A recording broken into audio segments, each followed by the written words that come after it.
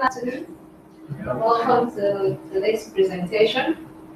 The topic before us today is Introduction to Environmental Regulations and Compliance. My name is Mrs. Abiola Richflood, and the outline for today's training, we are going to be looking at the Introduction to Environmental Regulation and Compliance itself. Then we'll be defining some of the terminologies in this particular training topic. We will take a look at some of the key environmental regulations and then the regulatory laws and policies. Also, the regulatory authorities in Nigeria, we'll consider some of them, then we'll conclude. For the terminologies, what do we mean by policy? When we say policy, policy on its own means standards or statements, or in another form, we can say procedure of general applicability that is adopted, in this case, by authorities delegated to be in charge of certain laws and regulations. So policy in its simple form is referred to as standard statements or procedures that are guided by certain laws and regulations.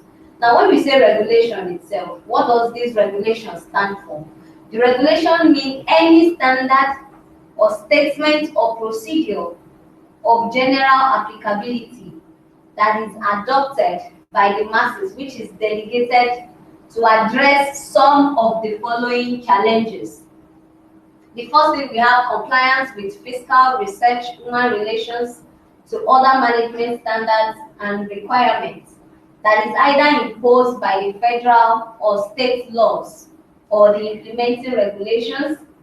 Then we have the procedures and reporting requirements related to implementation.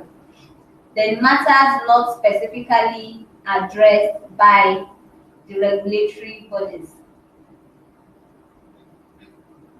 Now, when we say environmental regulations, there are a lot of environmental regulations, but for the purpose of this training today, we are going to be taking a look at certain environmental regulations, especially in Nigeria, which are applicable to most of our projects and a lot of activities that we embark on during all the phases of our project.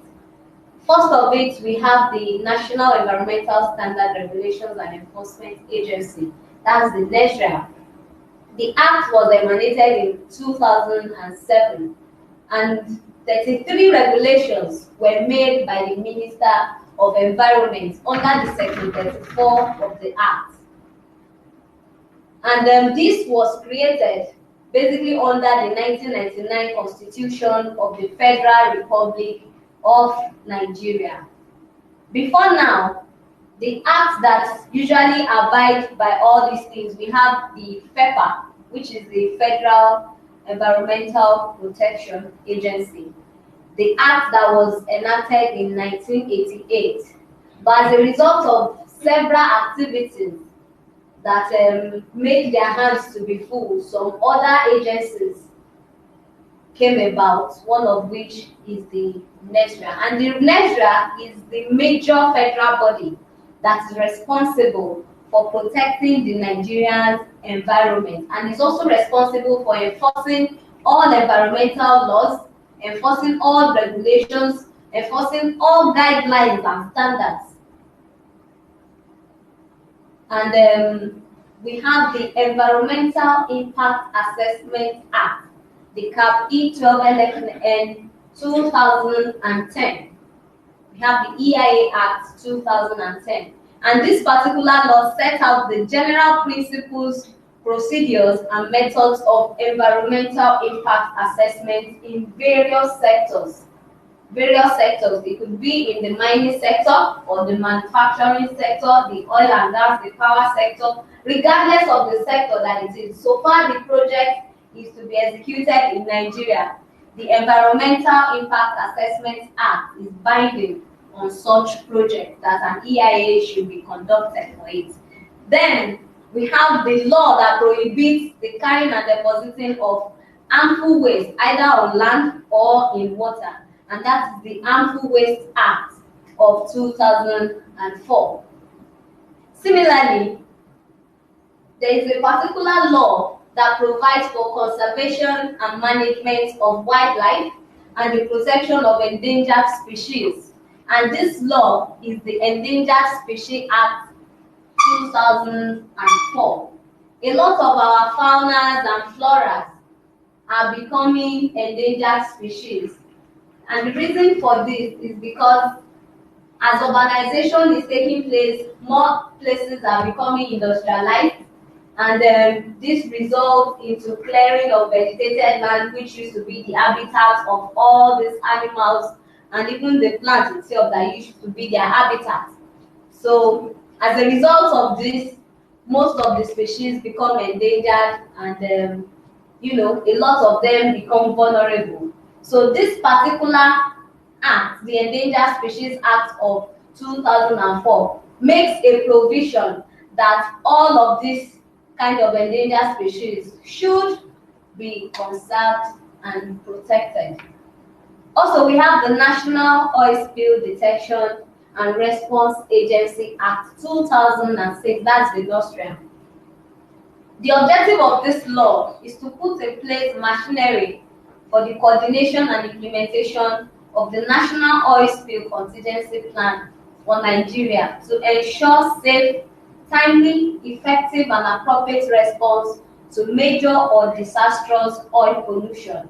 Majorly, this particular law is much more applicable to those projects that are rated to be in the oil sector, or some industries that make use of oil and they have fuel being stored within their facility. This particular law is applicable to them as well, to ensure that there is no oil spillage, and even if there is oil spillage, it is properly managed. Also, we have the National Park Services Act that makes provision for conservation and protection of natural resources. We have the Nigerian Minerals and Mining Act 2007. The Nigerian Mineral and Mining Act 2007, and this is responsible for regulating the exploration of solid minerals, among several other roles that they perform. Also, we have the Water Resources Act, and this aims at promoting the optimum development, use, and protection of water resources. We all make use of water. When we have industries, the moment we start construction, we sink a borehole, and then we try to get water from here and there for use either domestically or for construction purpose. The Water Resources Act 2004 is binding on this type of water usage. Also, we'll run down through the Hydrocarbon Oil Refineries Act, the Nuclear Safety and Radiation Protection Act. This particular act regulates the use of radioactive substances and equipment emitting and generating ionizing radiation. In particular, it enables the making of regulation for protecting the environment from the harmful effects of ionizing radiation. So it shows that almost every activity that we engage in, there is either one or more laws that are binding on each of the activities. And we have the national regulatory bodies listed here. The NESRA, we mentioned it earlier. The NOSRA, we mentioned it earlier. The Federal Ministry of Environment, the Directorate of Petroleum Resources, and the Nigerian Nuclear Regulatory Authority. These are the ones that are the national regulatory bodies in Nigeria. And then the list we have here comprises of some regulatory authorities: the Federal Ministry of Water Resources, the NOSRA, the Energy Commission of Nigeria, Department of Climate Change, and some other ones like that that are binding on certain things. Also, Each of the states have their own regulations that are binding on the activities that you carry out within their jurisdiction. For instance, in Akwa Ibom State, there is a regulation, there is an act that is Akwa Ibom State Environmental Protection and Waste Management Act. That's EPWMA. And this particular act empowers inspectors to inspect premises and take samples of waste generated there. So for instance now, the same thing is applicable to Lagos State. They have the LASEFA there. This Akwa Ibom State is this one.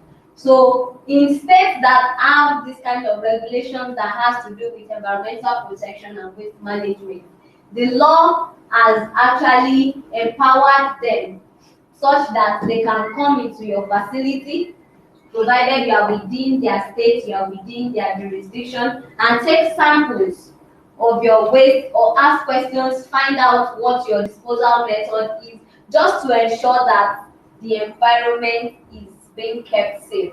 And in most of the cases, there is a violation. There is a charge that will be paid. There is a price to be paid for every violation of each of these laws. For instance, this Environmental Protection Waste Management Act, some of the offenses that could be charged for any company could be charged for, include burning or dumping expired drugs or chemicals without a permit. If a pharmaceutical industry that has some drugs and they refuse to take out of the facility for a very long time and it becomes expired, they need to acquire a permit before they dispose it. Because if it is not properly disposed, it is through the process of collecting this permit that they will be guided on the proper way, the most appropriate way to dispose all these things. If they did not go through the process of acquiring a permit and all that, and they just dispose it carelessly, who knows, somebody might be going somewhere and just come across it, if he stumbles upon it and see like, oh wow, these are drugs, then the person will see a funny way to make money from it and to start selling it out. So it is important that all of these things are taken into consideration before disposal. So it is a great offense if this kind of thing happens. Another offense that could be charged for is using pesticides, herbicides, insecticides, or other chemicals to kill fish or any other aquatic life in rivers, lakes, and streams. Because there is a river close to the house does not mean that you should carry insecticide or pesticide and pour it in the water, because you never can tell. That small river that passes through behind your house can travel miles, and you never can tell. Somebody somewhere in another place might be drinking the same water. So if by way of pouring all these things you have polluted the water, which will become harmful for people in other regions. So it is a very great offense as well. Now, the key elements of NESDRA's enforcement strategies include inspection, compliance monitoring, negotiation, legal action, prosecution. So briefly, because of these key elements, I'll just talk about audit. One of the major roles that NESDRA plays is to ensure that periodic monitoring, periodic audits is being conducted in every facility, just to ensure that they do proper inspection of their compliance level, check their documents, find out how they dispose their waste, how the staffs are being managed, the HSC practice they have and the like. Then find out if they are compliant with all the laid down rules and regulations that are binding their company. Then take legal actions, or they negotiate, then take legal actions on them, or they may be prosecuted at the end of the day.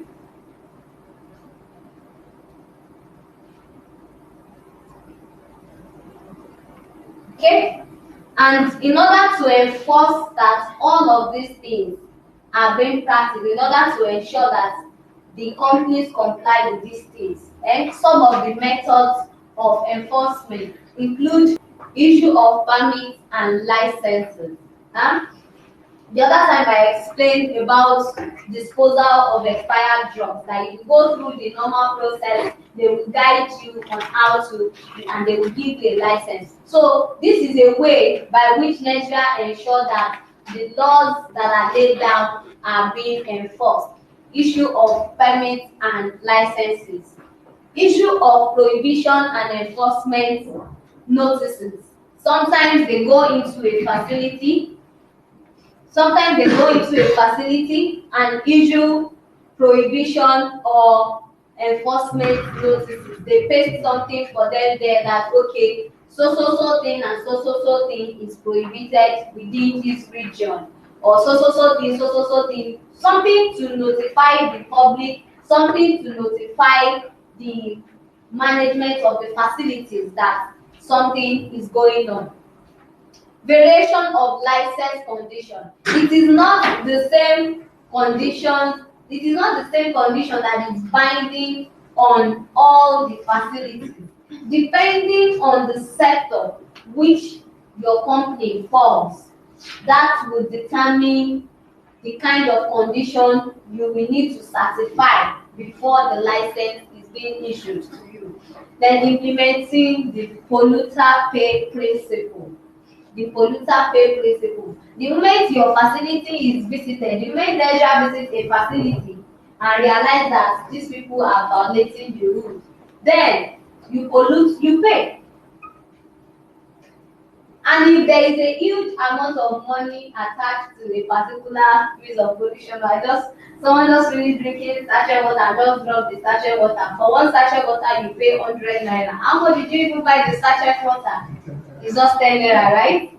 So next time you finish drinking, for dropping the 10 naira nylon, you pay 100 naira. That's like times 10 of what you have people used to buy it.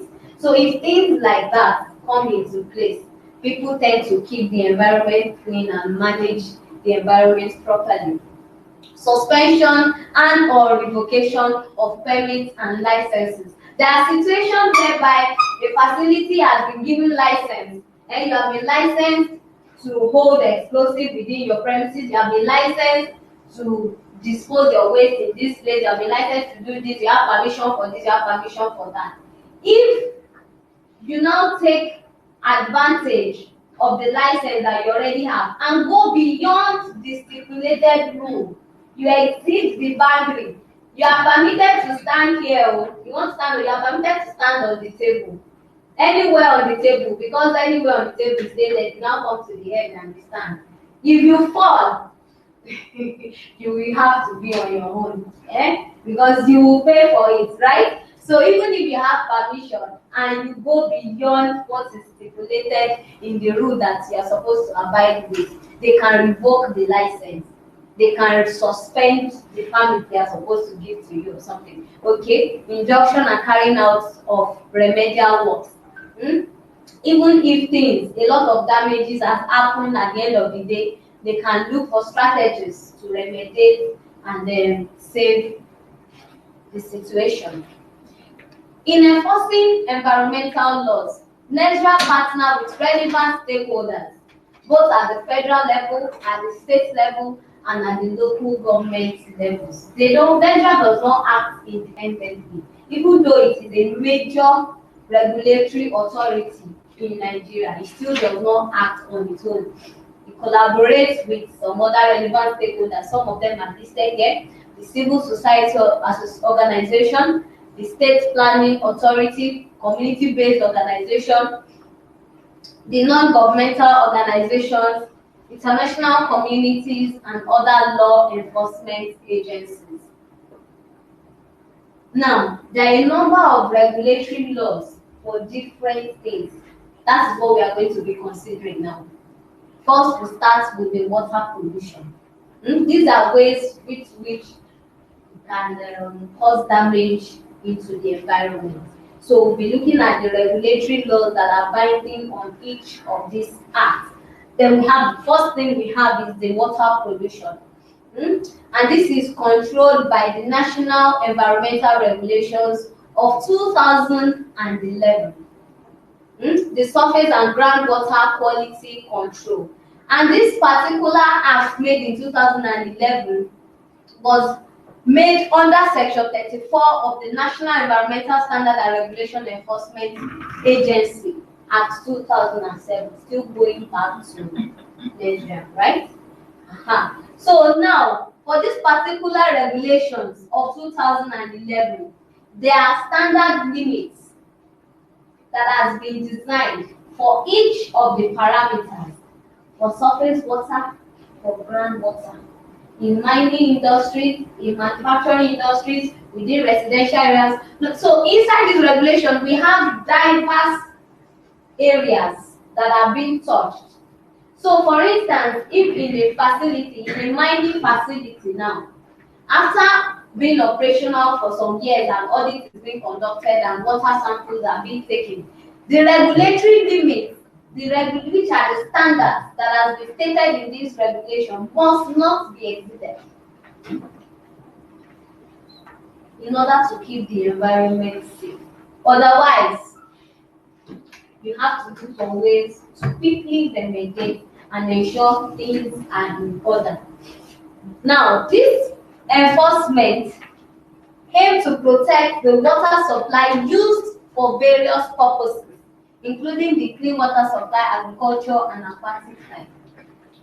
Now, permit is required for a number of things under this particular act that has to do with surface water and groundwater. The first thing is for storage, treatment, and transportation of harmful toxic waste, where effluents with constituents beyond permissible limits are discharged into public drains. That's another point. The first point we have is you need a permit for storage, for treatment, and transportation, of harmful toxic waste. In situations whereby we want to have a water treatment plant in our facility, a permit is required to get this done. And then where effluents are to be discharged, a permit is required. Then it will refer us back to the regulation stated in 2001 for the surface water and groundwater. So the water before discharge must be tested and ensure that they don't go beyond the permissible limits. Also, when oil in any form is discharged into the public drains, rivers, lakes, all of these things, you don't just do them. A permit is expected to be acquired. Another thing that is peculiar about this regulatory law is that for an industry or a facility with a new point source of pollution or a new process line with a new, such industry must apply to the agency for a discharge permit. Now, let me explain that properly. For instance, if a facility started in 2010 and during the process of their design and everything, it is stated that we are going to have just 2 sources for our discharge because of the production capacity, we are just starting and all that. Now, by the time we get to 2018, 10 years of operation, then things has increased, the economy is booming and everything is going well. We decide to acquire new plants, we decide to buy new machineries, equipment, increase our workforce and everything, we are expanding.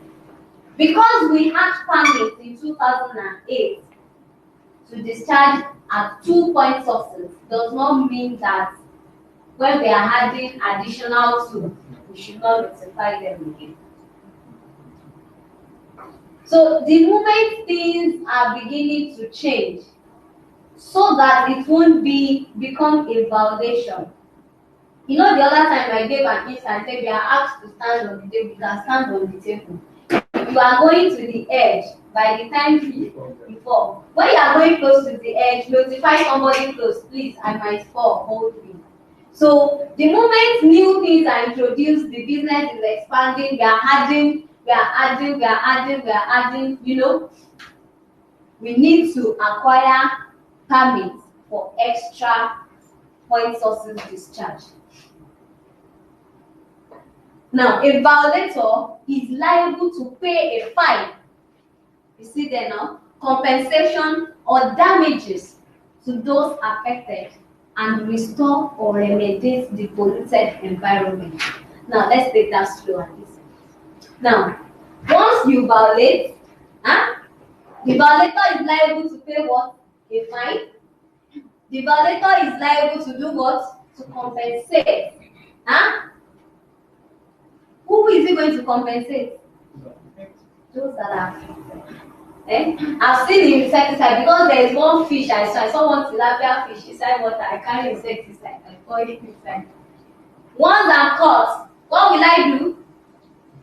In fact, either I pay a fine, compensate, or then when I do that, it doesn't stop there. I will do what again? Restore or remediate the polluted environment. I have polluted the environment, I think I've gone. Once I'm caught, after paying fine, after compensating, I will still come back and remediate the polluted environment. Why? All of these are in a bid to keep the environment safe. Sustainability. Now it goes further, says in addition, non-compliance with the provisions of environmental guidelines attracts imprisonment. You see that? Very powerful, right? It attracts imprisonment for a term up to 2 years for a first offense. Who would have thought? The other time I once paid order of 10 naira, I threw it on the floor, I'm asked to pay 100 naira. When I commit a bigger offense, you see the big punishment that follows. So as much as possible, in order to avoid who could have thought, polluting the environment could lead to an imprisonment? Someone might not know, just so we are operating. After all, even the country is benefiting from what we are producing. Hello, we are polluting the environment. So, these are the penalties that could follow. The most serious sanction for persistent violator is revocation of the lease, license, or permit, the short and the facility. The federal water quality standards are also overseen by NESRA. Okay, we already talked about that. The discharge of harmful quantities of any hazardous substances into territorial waters or at adjoining shorelines is prohibited, except where such discharge is permitted or authorized under the law in Nigeria. And violation can incur a fine of, the other time we just said you can pay violation or compensate or remediate and all that. Now, the same violation can incur a fine of 1 million naira for a body corporate with additional fines of 50,000 naira for every day of the offense. You see that? Or a prison sentence of up to 5 years. You keep paying 50,000. If you think 50 is small money, after paying 50,000 for 365 days, that's how much? That becomes a lot of money. So, and there's an option if you don't want to keep paying the 50,000 naira, imprisonment or you remediate to stop what you are doing to pollute the environment. There are some other regulatory bodies that are binding on water pollution, and then they have provisions for violations and all that. We have the National Guideline and Standard for Water Quality to mention that. The Nigerian Industrial Standard for Potable Water and Natural Mineral Water. The State Water Supply Edit. Local Government Water and Sanitation Bylaws. The River Basin Development Authority Act, the Water Resources Act, the Federal Ministry of Water Resources Act, and the likes. For air pollution. NESRA is still authorized to enforce compliance with air quality standards.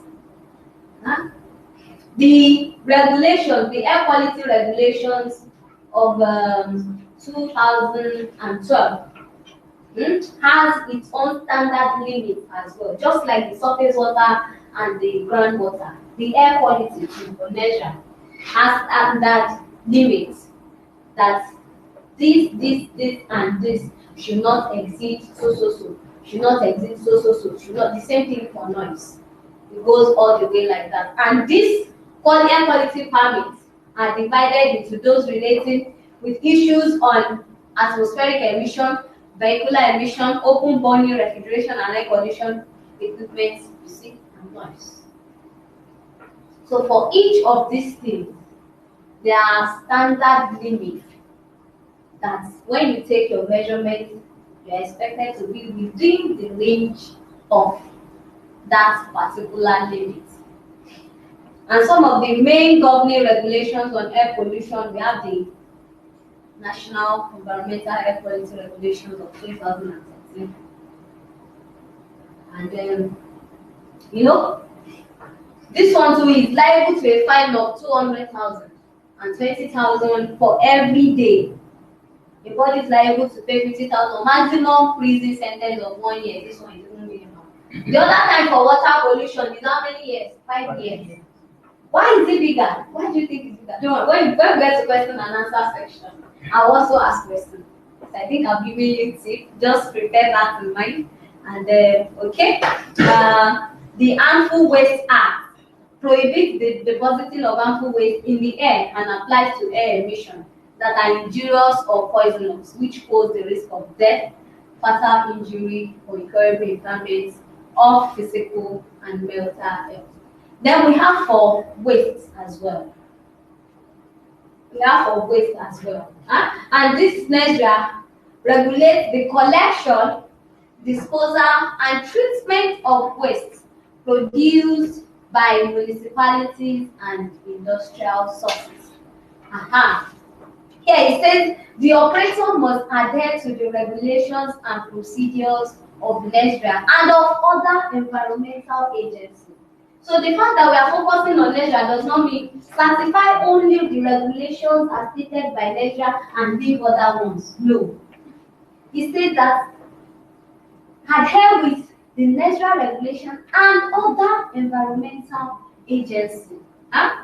Any activity which would affect the environment, you desist from it because they are set by different authorities. The contaminated land is dealt with by the harmful waste, the environmental guidelines and standards for the petroleum industry in Nigeria, EGAPSN, impose obligations on operator in relation to managing and remediating contaminated land. This is the regulatory law for contaminated land. Investigation and cleanup. The power to search is always used where there is suspected breach of the law. For instance, if we feel, nobody knows we are doing anything, there are some people that are empowered. They have that authority. The moment they suspect that this company is producing so and so, then how are they disposing their waste? They begin to add 1 plus 2 together. The moment they have that suspicion about the facility for breach of the law, then they have the power to do what? To search. They come into the facility and search. They are authorized to do so. There is no stopping them. And the moment they see that it is not being properly disposed, then it goes down to the validators pay, compensates, or so, the environmental compliance. What does it even mean? It means conforming to environmental laws, regulations, standards, and other requirements, such as site permits to operate. A lot of people go, because I have money, I can start my own industry. Don't even go through all this procedure. Then they find themselves being charged to court for one thing or the other. We have a number of our proponents, companies we conducted EIAs for that come to us, help us with this permits, help us with that permits and all that. You need permits for all of these things. For environmental compliance, it means conforming to environmental laws. There are laws, there are regulations, a lot of them that guides every activity that takes place in our industry.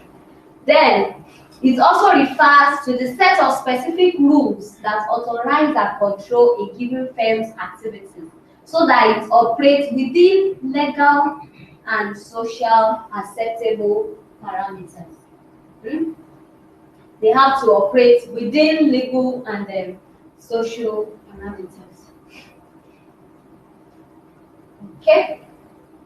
Compliance with those requirements and obligations, they require certain conditions.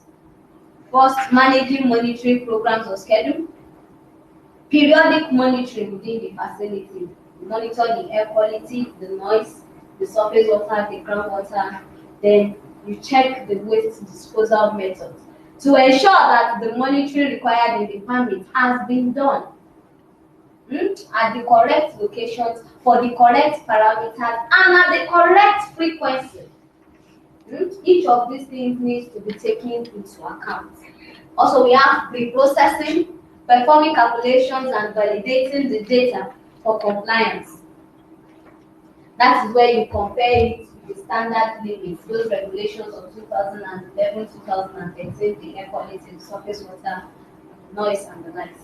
You compare your results with all those things, and inspection should ideally be a mere cross-check or monitoring to confirm whether agents are in compliance or not.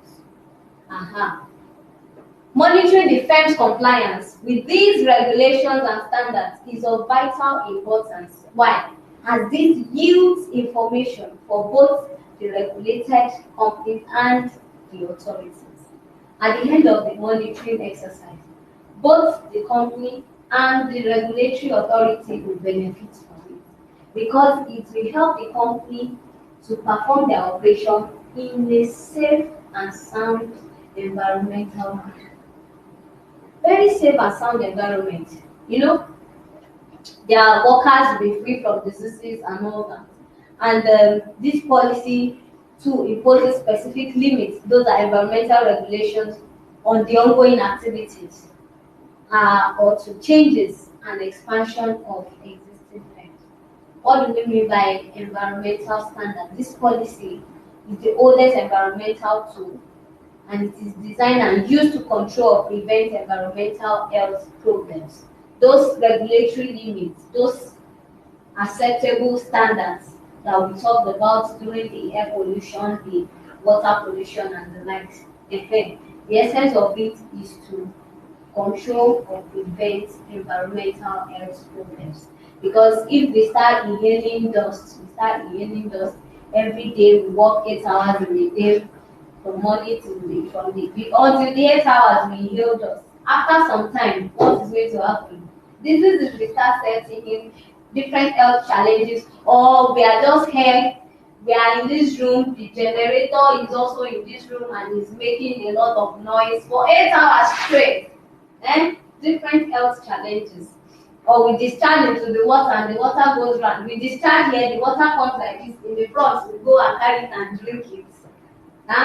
So the essence of this standard is to ensure that health problems are controlled and prevented. There are certain ambient standards require an explicit agreement on environmental quality objectives that are desirable and the cost the society is willing to bear to accept these objectives. Now, the monitoring of activities that have to meet environmental standards is as important as the nature and quality of the standard itself. So, periodic monitoring is also essential in the facility because the results we acquire after the monitoring will be compared with the regulatory standard limits to act as a check for us whether we are in line or we are not. If we are in line, then we keep doing what we are doing and doing. But if we are not in line, we are not within the range at all, we have exceeded it. And we look for new methods. We look for a way to restructure our designs and as much as possible, try to do things that will make us fit in and fall within the acceptable standard limits. And these are some regulatory authorities in Nigeria we have talked about NESRA. We know a lot about NESRA now. It's responsible for protection and development of the environment. The Federal Ministry of Environment, in fact, the Federal Ministry of Environment itself is the major environmental regulator in Nigeria. the major environmental regulator in the country, and supervises other agencies in the area of environmental laws and protection. Nature and some other water resources and all of them are being supervised by the Federal Ministry of Environment. Like the FM is like the umbrella under which all those other regulations are. We have the Department of Petroleum Resources, the DPR, then we have the nursery, I've talked about it as well, they deal with oil spill. In conclusion, compliance has a lot of benefits.